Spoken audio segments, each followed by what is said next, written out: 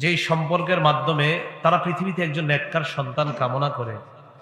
তো নবী বলেন, কোন স্বামী যখন তার স্ত্রীর সাথে এই পবিত্র সম্পর্কে লিপ্ত হতে চায়, পবিত্র সম্পর্কে আবদ্ধ হতে চায়, তখন সে পড়বে বিসমিল্লাহি আল্লাহুম্মা জান্নিবিনাশ শাইতান ওয়া জান্নিবিশ শাইতানা মা রাযাকতানা।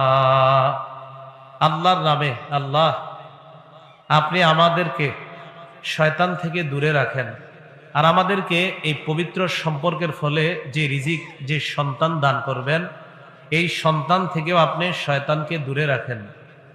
এই দোয়া করার পর